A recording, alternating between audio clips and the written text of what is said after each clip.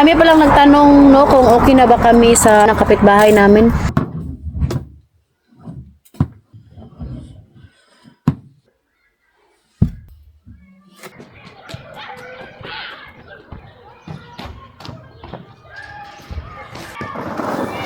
Ito ang kagandahan kapag mainit sa labas kasi nga malaki yung sampayanan namin ba? Sampayan.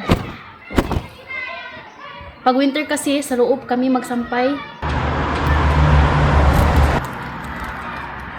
Sobrang init pala today.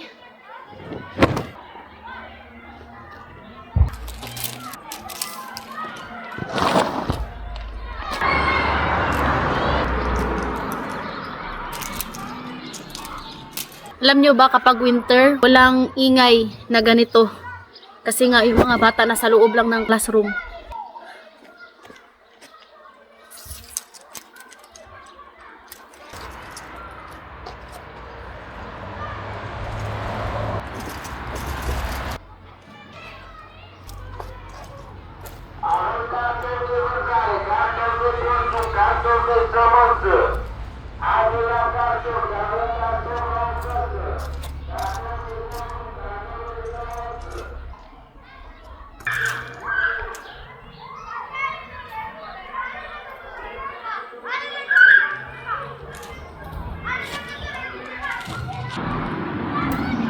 Galing pala ako sa school, nagkuha sa mga bata.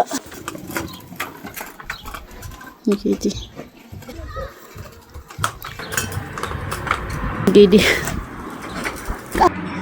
Alas 12:11 na pala dito.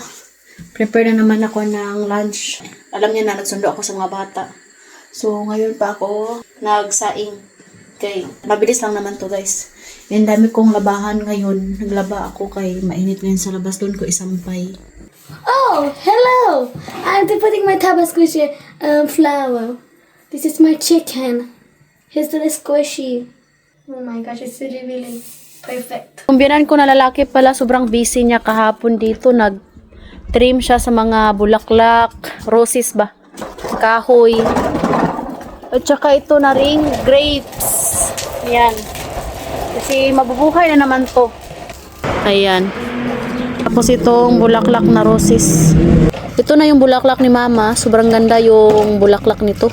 Iba-iba yung kulay. Mayroong white, purple, at saka pink, blue.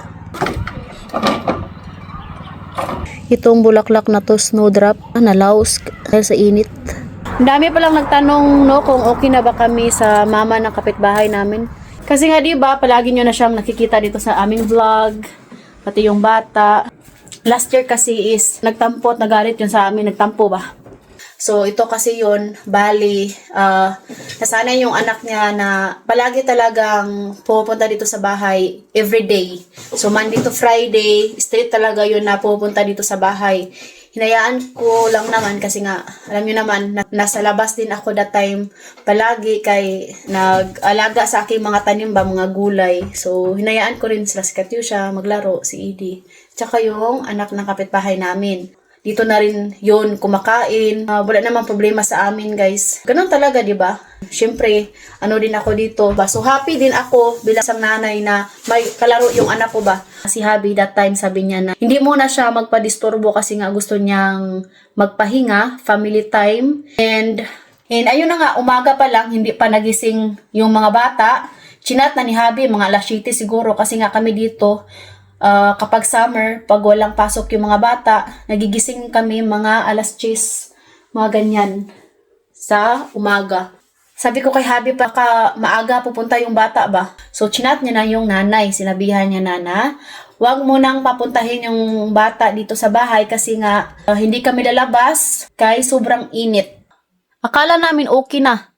Kasi nga, in-explain na ni Habi. Ayun guys, kinaumagahan mga alas 10. Tinawag niya yung pangalan ni Katyusha. Kala ko sinabihan na ng nanay ba? Tapos lumabas si Habi, sinabihan yung bata. Maganda yung pagka-explain. Sabi niya na, wag mo na ngayon kasi nga yung sila si Katyusha, hindi sila pwedeng lumabas kasi nga sobrang init sa labas. And kung pwede, uwi ka muna at tatawagan ka namin kapag pwede na. Maganda yung pagka-explain ni Habi guys. Pag uwi ng bahay, nagsumbong yung bata, umiyak. tumawag yung nanay ni Habi, bakit hindi mo pinayagan pumasok yung bata dyan sa inyo, ganyan, nandito yung bata, umiyak. So, nagalit si Habi.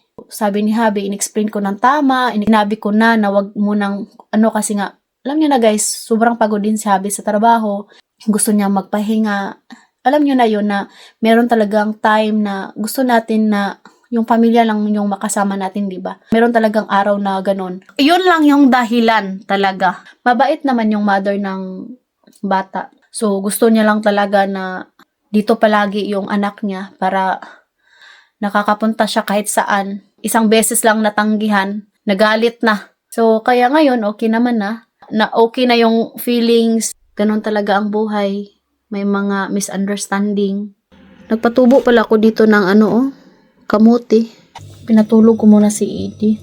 Nag-message si Habi na lutuin ko daw tong natirang pastrama.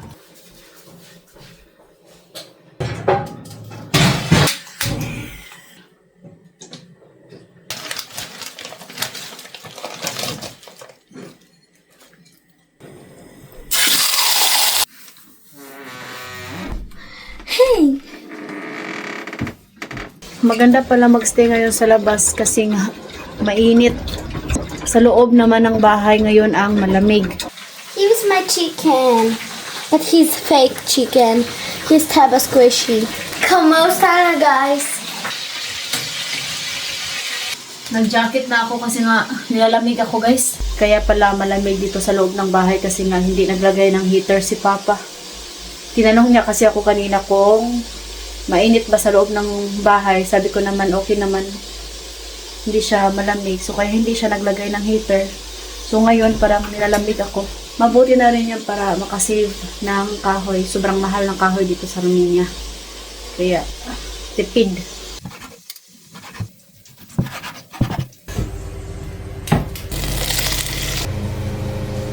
Kami lang pala dito sa bahay ngayon. Every Thursday yan si Mama pupunta sa Bucharest. Tapos Sabado ng hapon umuwi yan siya.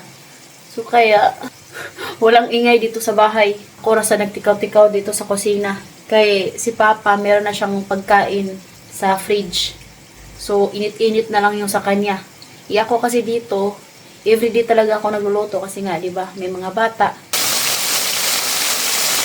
Nandito na si Habi. Ako, wala po ito. Hindi na wala po ito.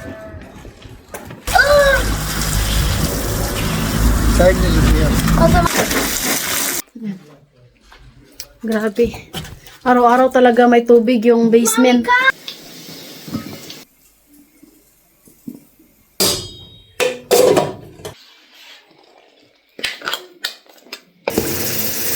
So ayan, si Habi naman yung kakain ngayon.